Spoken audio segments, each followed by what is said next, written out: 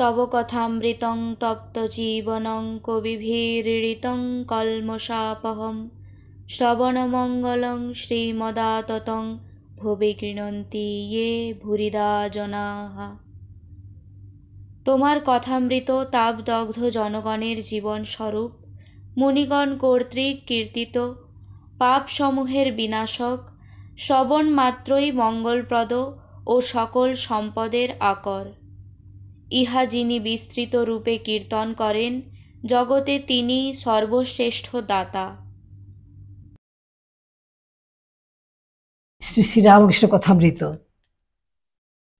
সপ্তম পরিচ্ছেদ। যো মমোজো মনাদিঞ্চ বৃত্তি লোকে মহেশ্বরম অসংগ্রাম সামর্থ্যেষু সর্ব পাপই প্রমুচ্যতে। উপায় বিশ্বাস। একজন ভক্ত: মহাশয়, এরূপ সংসারী জীবের কি উপায় নেই?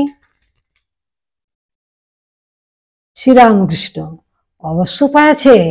মাঝে মাঝে সাধুসঙ্গ, আর মাঝে মাঝে নির্জনে থেকে ঈশ্বর চিন্তা করতে হয়, আর বিচার করতে হয়। তার কাছে প্রার্থনা করতে হয়, আমাকে ভক্তি বিশ্বাস দাও। বিশ্বাস হয়ে গেলেই হলো। বিশ্বাসের চেয়ে আর জিনিস নাই। কেদারের প্রতি বিশ্বাসের কত জোর তা তো শুনেছ, পুরাণে আছে। রামচন্দ্র, যিনি সাক্ষাৎ পূর্ণব্রহ্ম নারায়ণ, তার লঙ্কা যেতে সেতু বাঁধতে হলো। কিন্তু হনুমান রাম নামে বিশ্বাস করে লাফ দিয়ে সমুদ্রের পাড়ে গিয়ে পড়ল। তার সেতুর দরকার হয় নাই। সকলে হাস্য। বিভীষণ একটি পাতায় রাম নাম লিখে ওই পাতাটি একটি লোকের কাপড়ে খোঁটে বেঁধে দিছিল। সেই লোকটি সমুদ্রের পাড়ে যাবে। বিভীষণ তাকে বললে, তোমার ভয় নাই, তুমি বিশ্বাস করে জলের উপর দিয়ে চলে যাও। কিন্তু দেখো, যাই অবিশ্বাস করবে অমনি জলে ডুবে যাবে। লোকটি বেশ সমুদ্রের উপর দিয়ে চলে যাচ্ছিল। এমন সময় তার ভারী ইচ্ছা হলো যে কাপড়ে খোঁটে কি বাঁধা আছে একবার দেখি। খুলে দেখে যে কেবল রাম নাম লেখা রয়েছে। তখন সে ভাবলে, এ কি, শুধু রাম নাম একটি লেখা রয়েছে? যাই অবিশ্বাস, অমনি ডুবে গেল। যার ঈশ্বরে বিশ্বাস আছে, সে যদি মহাপাতক করে, গোব্রাহ্মণ স্ত্রী হত্যা করে, তবু ভগবানে এই বিশ্বাসের বলে ভারী ভারী পাপ থেকে উদ্ধার হতে পারে। সে যদি বলে আর আমি এমন কাজ করব না, তার কিছুতেই ভয় হয় না। এই বলিয়া ঠাকুর গান ধরিলেন: মহাপাতক ও নাম মাহাত্ম। আমি দুর্গা দুর্গা বলে মা যদি মরি, আখেরে দিনে না তারও কেমনে যাবে ও শঙ্করী। নাসি গো ব্রাহ্মণ হত্যা করি ভ্রূণ, সুরাপানাদি বিনাশী নারী, ও সব পাতক না ভাবি তিলক, ব্রহ্মপদ নিতে পারি। নরেন্দ্র হোমা পাখি। এই ছেলেটিকে দেখেছ? এখানে এইরকম দুরন্ত ছেলে বাবার কাছে যখন বসে, যেমন জুজুটি, আর চাঁদনিতে যখন খেলে তখন আরেক মূর্তি। এরা নিত্য সিদ্ধের থাক। এরা সংসারে কখনো বদ্ধ হয় না। একটু বয়স হলেই চৈতন্য হয় আর ভগবানের দিকে চলে যায়। এরা সংসারে আসে জীব শিক্ষার জন্য। এদের সংসারের বস্তু কিচ্ছু ভালো লাগে না। এরা কামিনী কাঞ্চনে কখনো আসক্ত হয় না। বেদে আছে হোমা পাখির কথা।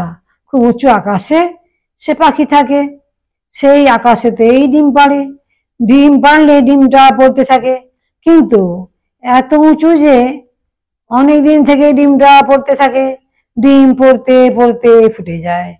তখন ছানাটা পড়তে থাকে। পড়তে পড়তে তার চোখ ফুটে ও ডানা বেরোয়। চোখ ফুললেই দেখতে পায় যে সে পড়ে যাচ্ছে।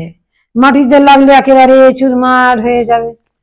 তখন সে পাখি মাঠ দিকে একবার চোঁদবু দেয় আর উঁচুতে উঠে যায়। নরেন্দ্র উঠিয়া গেলেন। সবার মধ্যে কেবল কেদার, প্রাণনাথ মাস্টার ইত্যাদি অনেকে আছেন।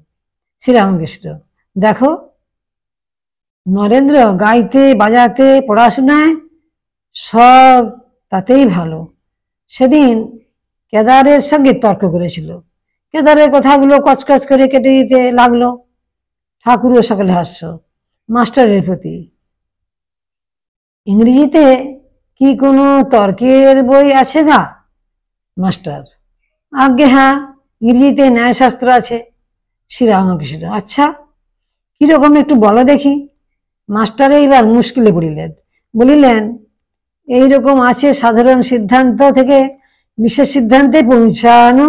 যেমন সব মানুষ মরে যাবে, পণ্ডিতেরা মানুষ, অতএব পণ্ডিতেরা মরে যাবে। আর এরকম আছে বিশেষ দৃষ্টান্ত, যা বা ঘটনা দেখে সাধারণ সিদ্ধান্তে পৌঁছানো। যেমন কাকটা কালো, ও কাকটা কালো, আবার যত কাক দেখছি সবই কালো, অতএব সব কাকই কালো। কিন্তু এরকম সিদ্ধান্ত করলে ভুল হতে পারে, কেননা হয়তো খুঁজতে খুঁজতে আর এক দেশে সাদা কাক দেখা গেল। আর এক দৃষ্টান্ত, যেখানে বৃষ্টি সেখানে মেঘ ছিল বা আছে, অতএব সেই সাধারণ সিদ্ধান্ত হলো যে মেঘ থেকে বৃষ্টি হয়। আরো এক দৃষ্টান্ত, এই মানুষটির 32টি দাঁত আছে, ও মানুষটিরও 32টি দাঁত। আবার যে কোনো মানুষ দেখছি তারই 32 দাঁত আছে, অতএব সব মানুষেরই 32 দাঁত আছে। এরূপ সাধারণ সিদ্ধান্তের কথা ইংরেজি ন্যায়শাস্ত্রে আছে। শ্রীরামকৃষ্ণ কথাগুলি শুনিলেন মাত্র, শুনিতে শুনিতে অন্যমনস্ক হইলেন, কাজে কাজে আর এই বিষয়ে কিছু প্রসঙ্গ হইল না। ওম নিরঞ্জনং নিত্যম অনন্তরূপং ভক্তানুকম্পা ধৃতবিগ্রহং বৈ ঈশাবতারং পরমেশমিড্ডং তং রামকৃষ্ণং শিরসা নমামহ।